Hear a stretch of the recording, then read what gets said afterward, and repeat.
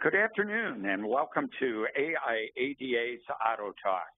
AutoTalks are held the third Tuesday of every month at 10 a.m. and repeated again at 4 p.m. Eastern Standard Time. I am Dan Barson, your host for today's program. Before we start today's session, let me review a few administrative issues. First, if you have any questions, please feel free to enter those in the bottom right-hand side of your page under the Q&A section. You'll receive a copy of today's program by the end of the week, and please stay on the line after today's session. We're going to have several special announcements on future programming. Now, please join me in welcoming Bob Grill, Senior Partner of Development for Carfax, and Mike Rossman, past Vice President of Sales for AutoNation. Mike is now retired, but does consulting for the industry. Gentlemen, welcome to AutoTalk. Thank you, Dan. It's great to be with everyone. Me and Mike are enjoying getting out there and talking with the industry, and we're very excited to be with you. And Mike, I got to tell you, I know the title of this is Used Car Sales and Slumping Pricing, but boy, you look at those headlines today, and we're not doing bad. We've had 2 or 3 or 4 record years. Things are still on the up and up. So what gives, Mike? Well, first of all, congratulations to everyone for their successes. There's no question about that. And, you know, this first slide we're looking at here does show that franchise dealers are doing a great job out there, up about 5.8% over the previous year in used cars. And then CPO being such an important part of it. But if you start digging a little bit deeper in the numbers on the CPO side, we started out back in 2011-12 around that 7% of the total sales being CPO, and they've grown pretty healthily throughout the last few years. But the thing that we're starting to see is 2015 first quarter, 21.7% of the sales being CPO, and then in 2016 it's stagnated. It's at 21.6. So we're starting to see that flatten out a little bit. Seems to be following new car. The czar out there looks like this year is going to be fairly close to last year. So it looks like CPO is following in that vein a little bit. But if we dig a little bit deeper into the CPO itself, and that's been an important part of the business the last few years, we can see that the Asian brands are up about 9.2%. But when we look at the big three, they're holding steady and flat. They're only up about 0.4%. And all the European brands through the first 5 months of this year are actually down 3.9%. So it's starting to show a little bit of erosion for some of the brands out there on the CPO side. And as we dig a little bit deeper into that, we'll see that we're at a point with, you might call it a perfect storm, coming with used cars that are going to give us some challenges going forward, but it's nothing we can't handle if we're on top of our business and doing the right things. So are you thinking that CPO is going backwards or just kind of flattening out a little bit? Because it's been strong for the last, 3, 4, 5 years, growing every year. Well, I think we're going to have to watch it from quarter to quarter. I think it's going to stay, personally, I think it's going to stay fairly flat in that 20, 22% range of your total used car business. I don't think we should see that change, but I don't think on the other side of it, it will spike much more than that either. And I think that's probably a good spot of your total used car business to be at.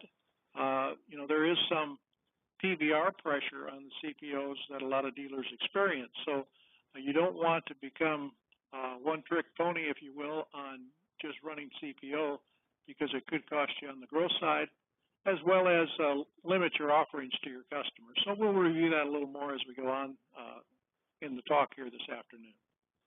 All right, that makes sense. So it's not the end of the world. We are doing well. We continue to have growth. CPO again is still very strong.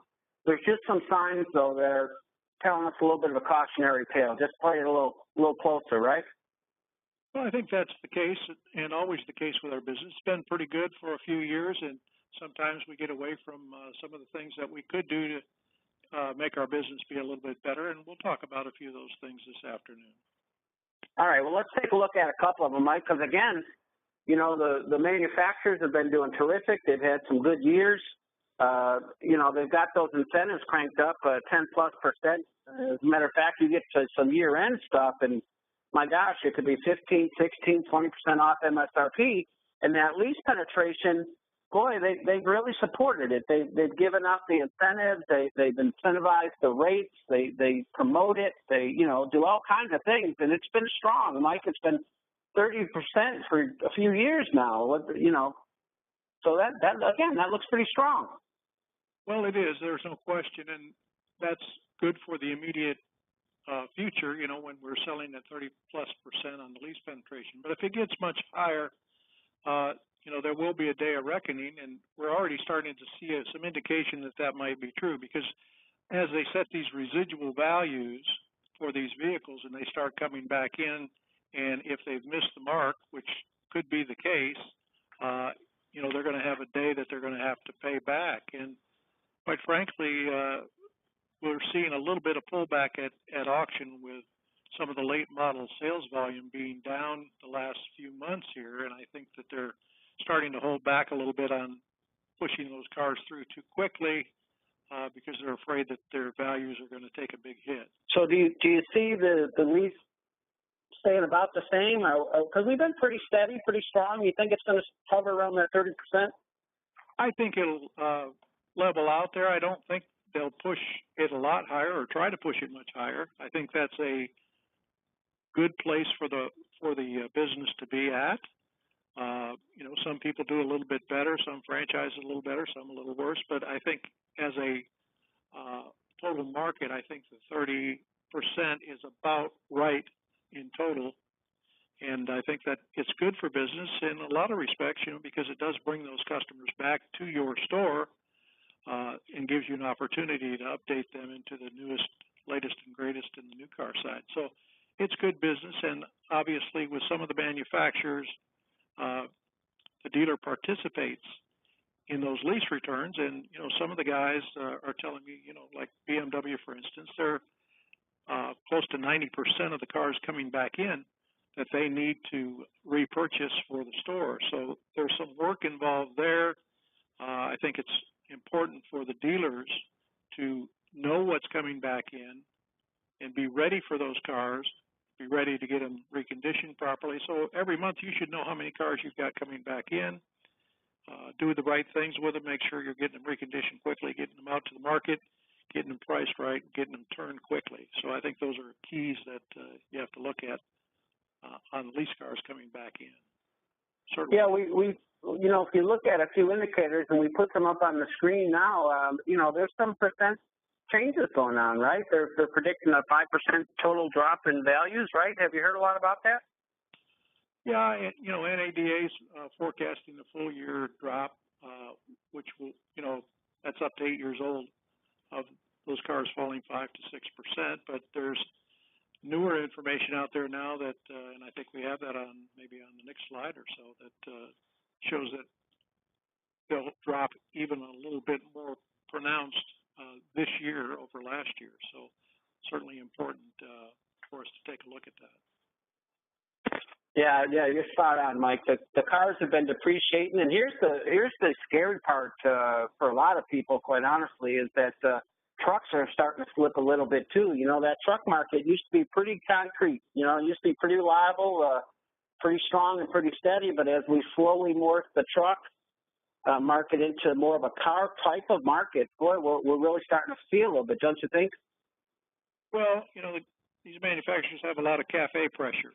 So a lot more six-cylinder vehicles that get better fuel economy to add into that overall CAFE mark that they have out there. So that said, they're supporting those six cylinders with some big rebates and incentives. So it is making it a bit different than it has been in the past. You know, the trucks have been pretty much bulletproof and haven't seen much of a slide. And then we've also got the invasion of all the SUVs into that market that fall a little bit into the truck bucket, if you will. So it has made a difference in our business. There's no question. But this slide, and I did highlight the last sentence in there, which they're showing that today's change in the marketplace, since 2011, this will be one of the steepest non-recession declines in over the last 20 years. And as we're going into the fall of the year this year, we've got the fall, which always market we see a drop in the market. We've got some excessive lease returns that are coming in that are higher than we've been used to in the past. And also we can throw in the election as well. And those three things form kind of a perfect storm for us to really have to be on the lookout for these depreciation numbers to drop rather quickly for the next couple of months. And as a matter of fact, just looking at last week, some information coming out of Black Book, some of the car lines, particularly mid-size cars, near luxury and prestige luxury, dropped significantly for the week. Mid-size cars down 0.74%. The near luxuries were down 0.92, and prestige luxury down 0.93. So, you know, that's almost a full percent in a week. That's pretty substantial on a, say, a $40,000 or $50,000 car. We're talking about some big money. If that keeps up for 4, 5, 6 weeks in a row, that's $2,000, $2,500 drop in those vehicles in a very short time. So we've got to be on our toes. There's no question about it. Yeah, Mike, we got a couple of questions coming in already. First one's kind of funny. Someone's asking if you're the only attendee. No, you're not. There's lots of you out there today. We're happy to have all of you. Another question we got, Mike, was do you foresee a subprime loan bubble in the immediate future? You know, this has come up a few times on us now, Mike. People asking about the subprime, and I know you had a little insight into that. Well, subprime is under a bit of pressure, and most of it is coming from the feds with the different subprime lenders. However, there's still money out there, and it certainly they're still buying business, but they are being a bit more strict on all of the stipulations that they have to finance these cars. They got a little loose there for a while, and I think they're starting to tighten that up as they're getting more pressure from the feds on their loan, and they just don't want to get into a situation where the feds think they're going to have to bail the banks out or these lending institutions out on cars, which will never happen. So I think it's there, but it's going to be a little bit more work, and you're going to have to make sure you dot all the I's, cross all the T's before you're going to be able to get those cars bought. And the other part of that is we are starting to see a little bit of a drop in traffic in some cases. I think most of that's driven by just inventory more than it is the customers themselves. That makes sense. So really, if we look at it, it's not that the sky's falling. No one's saying we're falling off the cliff. But there are definitely some things we can do to tighten up our belt a little bit. As everyone on this call knows, that we've had a few good years in a row, and like most humans, you get a little lax on some of the things that used to bug us back, let's say, 08, 09, and 10 when the world was falling apart. So let's go over some of that, Mike. Let's give them some ideas to how to stay out of trouble and indeed keep it rocking. What do you say? Let's take a look. Well, we did get one question here that we might talk about just real quickly. Any thoughts on captives getting into used car leasing with an aggressive lease money factor? Well, I would be a proponent of that. I think it's smart. I've been for years asking why we don't go there. Basically, they have the opportunity to reset residual values if they've missed the mark, but the reality is they've got, 5 and 6 year lease factors out there for residuals. So if a car comes back in 3 years, they basically already have set that residual factor. So it would be fairly easy for them to get on the money there and keep the payments. So I think that could be a strong driver, and I think it would be wise for them to take a hard look at it. And the second part of that is, those cars aren't going to depreciate as fast in the second turn on a lease. So I think it would be wise for them to do it. Good place to go, in my opinion. I think that would be wonderful if we started to see that. Yeah, absolutely. We have another question coming out on finance, and we'll get to that in just a minute. Just hold that thought for a minute. We'll get back to it. Let's start giving them a little something they can take with them. And the first one we want to look at is how do we reduce our risk, Mike? How do you reduce your risk? It's a tricky market out there. It's a good market. A lot of people still doing well, making a lot of money, but you got to be careful. Can't be doing some careless mistakes. So what do you think? The first one we're going to talk about here, Mike, is to reduce your dependency on 1 or 2 year old units. Yes. Well, it's obvious those are going to depreciate faster and they're bigger dollars. So you've got more at risk. So those cars need to turn quickly.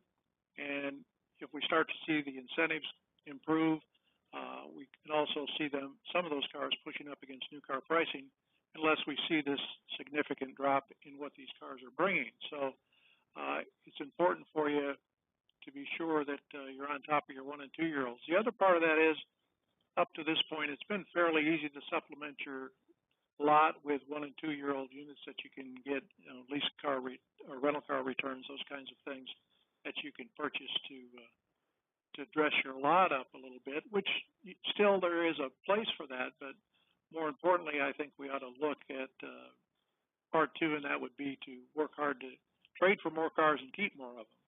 That's really going to help drive our new car business as well as our used car business. And certainly near and dear to my heart is to be aggressive on those trades. You think about it, the only way to take in a trade means you sold a car. Your salesmen are making a living, everyone's making a living. So, gosh, if there's ever a time to do it, now's the time to step on the trade, don't you think, Mike? Oh, absolutely. And, particularly if they're cars that you have sold new and you're taking them back in, you've got personal history on those cars, service history. So they're worth more to you and they're worth more to the buyer when you've got a story to tell on those cars. The other thing is, and I'm talking to a lot of dealers in the last couple of months, their internal profit has been dwindling as new car business starts to slow a little bit. They're not taking as many trades. Obviously, internal is suffering. So that can help with the internal profit opportunity at the store, which is part of the package of the entire dealership profitability. So certainly more important. And ever since 08, certainly the next avenue we've gotten much better at, and that is stock more lower price units. Well, in many cases, they will sell faster and they have less risk and less depreciation. And I see we do have a question coming in on those that it sounds right to them, maybe to lower their cost and do that, but a lot of that means that the cars have higher mileage, and a lot of those cars come back with problems, which hurts the gross later on. Well, I think you have to basically plan for that a little bit as you're looking at that market. But the other side of that is if we're doing the reconditioning properly, I think the cars should primarily outrun a lot of that. And I don't think it's ever as much a problem as we really think it is if we look at the total dollars involved. So yes, it may affect a car coming back, but I don't think that the risk of that outruns the profit that you're able to make on the cars up front. And think of it this way: if you stock a lower priced car, say a $5,000 or $6,000 or $7,000 car, and turn it 2 or 3 times, get $1,000 a piece, that's $3,000 worth of gross on $21,000. If you have a $21,000 car on your lot that you sell once and make $1,500, I'd much rather turn that car 3 times and make the $3,000 than to turn it once and make $1,000 or $1,500. So yeah, that makes perfect sense. And we do a lot of research nowadays, and certainly the Carfax side of things, we do a lot of research. And them consumers just simply tell us they don't expect used cars to be perfect. I think sometimes when we're at the dealership and we're looking at these lower price units, certainly they need to be safe, and cosmetically they need to stand tall. But at the end of the day, I don't think that consumer is quite expecting that car to be perfect, especially when you get into that single-digit price point. We certainly learned that in years past, Mike.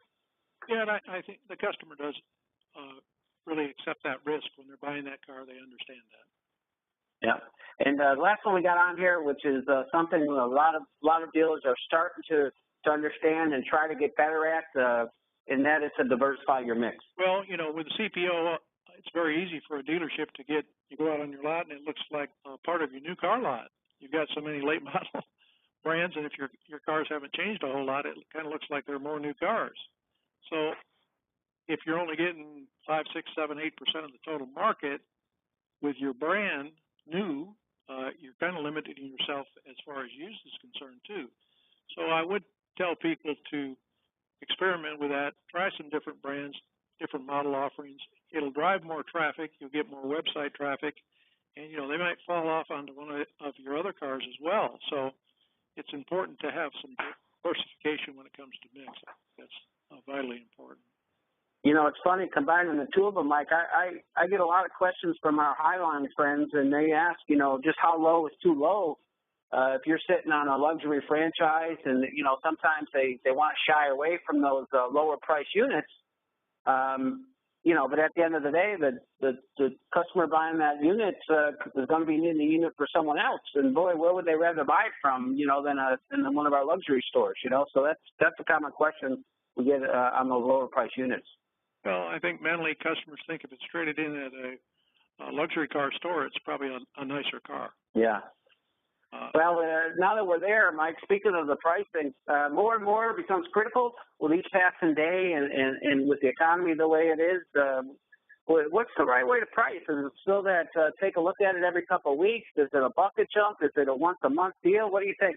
Well, I think with the internet, what it is today, and with trying to continue to drive traffic to your store, I think you really have to be on top of it. And I really think you should look at your inventory a couple times a week at a minimum as far as pricing is concerned. And particularly when it comes to these higher priced cars and the newer cars, it looks as though the depreciation is ramping up on those. As I mentioned earlier, some of those cars last week dropped almost a full %. So if you've got a $40,000 or $50,000 car, that's $400 or $500 in a week that they've dropped. It may take a few days for it to catch up with the market on the retail side, but it's still, that you could replace that car $400 or $500 cheaper. So you've got to keep that in mind as you try to turn your cars. And that really gets us back to turning our cars. And quite frankly, today, you really should be aiming, and I know it sounds tough, but to get close to that 30-day turn so you're buying and selling them in relatively the same market. And that's going to improve your gross profits. We looked at that a lot when I was at AutoNation, and quite frankly, we took a couple of stores that had the same dollars. Each store that we looked at had a couple $1 million in inventory on average over a period of a year. That, it averaged a few dollars one way or the other, but on average, $2 million invested in used car inventory. But one of the stores was able to turn their inventory and produce $2.1 million worth of gross profit. Another store we looked at, same number of dollars, but they only produced $450,000 worth of gross profit. And where it really came to light was that the first store turned their cars more often by far than the second store. They were trying to hold for big gross, and then they ended up with a lot of wholesale loss. And so by the time you netted it all out, they didn't produce like they should. So buying and selling the same market is critical, and even more critical as we go forward today. It's funny. Everyone automatically assumes when you say adjust your pricing, you're marking it down, but there's some opportunity there. Every now and then the market goes the other way. That's marking them up or down, just staying aggressive to the market. You agree with that? Well, it's a little bit like the stock market. They do go up and they go down, but the reality is you take a car that you got priced at $99.99 and somebody puts in that they want to see a car, between $7,000 and $10,000, where you're kind of at the high end of the mark. But you price it up to a little over $10,000 at $10,050, and somebody looking for a $10,000 to $12,000 car, you're going to be at the low end of the mark. So, you can go either way with that. It's kind of interesting to look at it that way, but you can get picked up in a couple different places. A couple dollar swings makes you the highest in one or the lowest in the other. That's a good point. A lot of people try and squeeze it into the lower bucket. Well, if it's the right car and it's got, the right miles, the right equipment, it's clean, it's ready to go, I don't think that you can get so close on fine-tune it to that degree. I think particularly if you're looking for gross opportunities, which we're going to talk about next year, if it's the right car, you can certainly get all the money for it. There's no question about that. Yeah, and you got to be able to know the difference between volume and growth, Mike. Not all inventory is created equal. We're speaking frankly here. We got some pieces we can mark up sometimes, make a little growth, but then we got the normal common cars. What about those? Well, I think if they're mainly when we talk about these, we're looking at rental car units that a lot of dealers have gotten accustomed to selling out there, and there's plenty of them, and they're all relatively close in price. So you've got to be a little aggressive on those, I think, to get the turn that you really want. And so it's important to do that. But if you got that unique vehicle, I'd sure price it up there and go for the gross profit, and you'll get it if you've got the right story and the right car. Then you get into these cheaper cars. Really you could get both, because those cars, their gross as a percent of their cost is pretty substantial. You take a $5,000 car and make a $1,000 profit. It's a lot better than having a $20,000 car that you make a $1,000 profit on. So those cash cars can give you both to a degree, and I think that's important to take a look at that. Watch those cars. They can be very, very good to you, increase your volume, get you more traffic in the store, and again, these people may come off of that lower price car and find something that's you've got priced up there with a little more gross profit in it. So it gives you more opportunities, and that's really what we're looking for. Yeah, so let's look at how to do it. Let's look at how to do it, Mike. We'll put all these up here, and let's touch base on a few of these.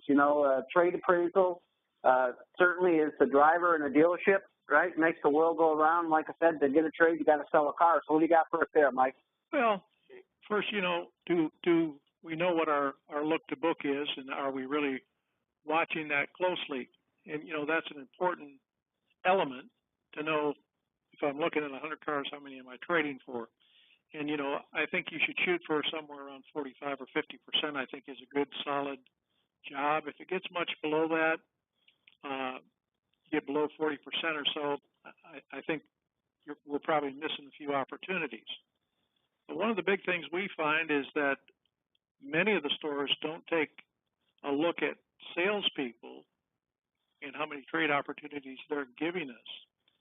So I think it's important for you to look at that, take the time to do it. It's fairly easy to do. You've got CRM tools, so you can see if they've got a trade involved. But if we have 10 people come in the door and you've got a salesman that's giving you 7 appraisal opportunities on 10 customers, and then you've got another salesperson that gives you 1 trade opportunity on 10 customers, I can't see how that can really happen unless the salesperson is actually telling the customer it might be better for him to sell the car on his own, or sell it to CarMax, or do something different with the car because maybe their sales management team may not like that particular car in their words. And that study after study has been showing us that the franchise dealers get on average 70% of the people coming in have some sort of trade, right? So that would rule to the fact that you should be able to, as a salesman, have that 5, 6, 7 trades for 10 customers, right? Well, they should on average. And, if you look at it over a month period of time, a salesman may have a bad week where he may only have 1 or 2. That could happen. But by and large, you'll find over a period of time that you have the same salespeople giving you less trade opportunities than other salespeople. And so you can coach them, and when they know you're looking, then you'll get a better opportunity, and they'll start to drive that. And when you do, you're going to trade for more cars, and it's going to certainly be important. And I see another one on here that's interesting, Mike. It says our trades being undervalued to cover wholesale. What do you mean by that? Well, wholesale is a nasty word in the dealership, especially if you're losing money wholesale and you got wholesale loss. The boss doesn't get too happy about that. So a lot of times that pressure drives some of the management team to look at some trades and try to undervalue those cars so they could pick up a little money if they were able to wholesale that car and pick up some money to cover wholesale loss on some other vehicles. So it's something you just got to take a look at, go through all your wholesale cars, see where they derive from and see what the wholesale loss is. Generally speaking, when we dig into those things, we find that most of the wholesale loss comes from purchase units, which we're willing to pay more money for than we are at the door. And the units that we're making money on, generally speaking, are vehicles we've traded for. But the question you've got to ask yourself is, how many are we missing because we are undervaluing those cars? We may be missing several new car deals because we aren't giving the value of that car we should up front to the customer. So just something to look at, keep an eye on. You should review your wholesale every single month, go through it car by car to figure out where the cars came from and what the wholesale loss was. And, you know, we're going to have some losses when we have a car that the engine goes bad, whatever happens. You know, those things happen. We expect that. But by and large, it can come from purchase units. The other thing that kind of drives me a little crazy, too, is a used car director that may go out and pay a little bit more for a car at auction than he would be willing to pay for it at the curb when we really have a story to tell, and we should be trying harder at the house than we are out in the auction lane. No question about it. The place to step up, the pace to play a little more is certainly at your dealership. It's putting another car deal together. It's keeping the ball rolling. It's keeping your salesman on a roll. We have some questions coming in. We'll touch them just so if you're out there, you know we'll get to them, and that is they're asking us to revisit the buy and sell in the same market. We got a couple of recon expense questions up here. So let's go ahead and move to that, Mike. We'll get looking at our reconditioning, and you know that's an art form right there. Want to walk us through what you got? Well, we certainly will. One other thing I just want to touch on is brand bias. It's up Yeah. there. People are going, what in the heck is he talking about? Well, some of the management team may have a bias against a particular type of inventory. I ran into this in one of the stores I took over years ago. I asked the used car manager the first day I was there if he had all his appraisals and if he would bring them over just for me to go through. So I did, put them out in stacks, and when he came back, I said, "You don't like Dodge trucks, right?" He goes, "Yeah, well, how did you know that?" And I said, "Well, it's pretty simple. You're trading for about 40% of the Fords you look at and the Chevrolets, but the Dodges, you're only trading for about 8%. So it looks like you're costing me a whole lot of money." So we went through it, talked to him about it, made him aware of it. Strangely enough, we went back, he started trading for those cars just like the other ones at, 30, 40%, and found out that on the retail side, the grosses were actually better on those trucks than they were on the Fords and the Chevrolets. So just make sure that we don't have some brand bias going on that can be costing you a little bit of money out there, because it could be significant. And it's not anything anybody's doing on purpose. It's just their own personal preference. You know, when you're a used car guy, you can't have personal preference. You've got to do what's right for the store. Are you calling us appraisers opinionated, Mike? Well, everybody's got one. Certainly that's important, but I just think it's important for you to, when you're looking at your business as a whole, you've got to look in every single corner if you're going to maximize your profit, and that's really what we're talking about. No, that makes sense. When we look at reconditioning, Mike, you always have said for as long as I've known you that you start with the appraisal, reconditioning right from the start of the appraisal. You want to walk us through that? Well, I would recommend if they don't have, everybody should have a reconditioning sheet that they're filling out at the time of appraisal. And this is really kind of a threefold thing, in my opinion. One, you know that your used car management team is looking at that car the way they should. They're going through it. They're making notes about what they're going to have to do to that car to keep it for retail. The second part of that sheet is you could utilize that sheet with your salesperson with a customer to help you close a car deal. I mean, the reality is these customers coming in, probably 90, 95% of them don't need to trade.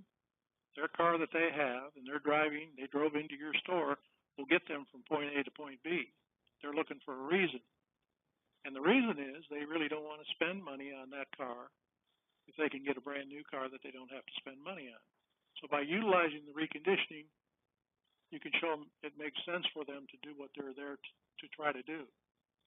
Then the third part of that is, if it were me, I would keep a copy of every one of those on every appraisal I did, put that information together, and if I did trade for the car, the day that it comes in, the hour that it comes in, I can take that reconditioning sheet, give it to the salesperson. He can set it on the dash, take it to the service department, and it's a pre-written service request, and I don't have to wait to start the reconditioning process until I get around to going back out on the back lot, finding the car wherever the salesman stuffed it, going through it again, going through all the information on it, deciding what to do, and I'm just duplicating work. And if I can save myself from that, I can be more involved in the retail business than I am in the wholesale part of the business. Makes sense. Send it through with a signed RO, and it'll go through a lot quicker. We also have it here, Mike, for retail ready, no excuse inventories, right? Knowing your standards. What do you if you're going to condition that car, if you're going to put your name on that car, if you're going to put a price on that car, make it worth more than you're asking, right? Isn't that the old rule? You got to have a value $1 past more than you're asking, or they'll buy it. Certainly, the cosmetics and the retail ready of that vehicle determines that. Would you agree? I agree, and it's a much easier experience for your salesperson when he's presenting the car if there's no excuses.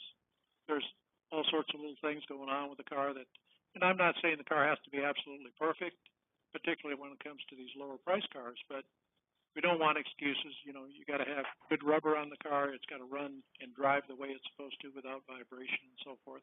I think those are the key things. Cosmetically, we've got to make the cars look nice. People want to drive a nice car. When they go out and buy a car, they don't want to have somebody say, what in the world did you buy that thing for? You know, they want to have something that looks decent. So, and you can do that with these older cars as well. So know what your standards are. Set them with your service team, your management team, and then make sure everybody knows what they are. So we're putting the kind of product out there that we want to put out there. And then the last thing is to be sure that we know how long it's taking us from the time we trade for that car to get it on the lot and ready for sale. And, you know, if you're doing anything over 3 days or so, really starting to cost yourself money.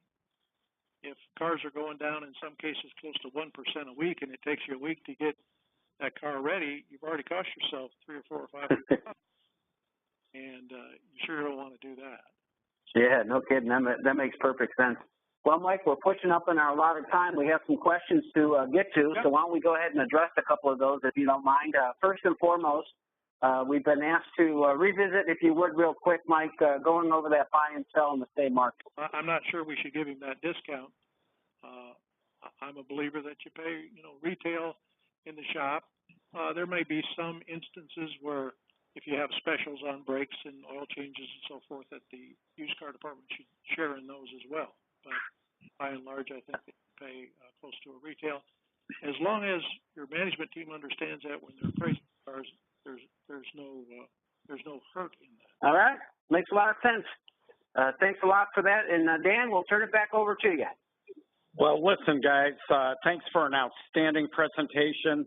To everybody on the phone today, you'll be receiving a copy of this by the end of the week, a full recording with the slide deck. So again, some wonderful material to use in a meeting, management meeting, sales meeting, and feel free to contact either one of these gentlemen. Their contact information is there for you. Please mark your calendars for our special Election Day series. We're going to have a series of professionals that'll be on. The first one will be September the 20th.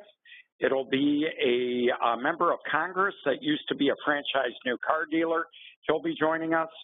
October the 18th, we're going to have a Washington insider give us his opinion on the current election and where we sit in October. And then in November, on the 15th, we're going to have a wrap-up of the election. And that'll be done by our president, Cody Lusk, and also our vice president of government relations, Rachel Robinson. So again, feel free to mark your calendar, put that on the calendar. Please join us. We want to thank everybody on the call today for your time. And again, Mike and Bob, thank you very much for this outstanding information. Have a great sales month, and we'll talk to you soon. Thank you. Bye-bye.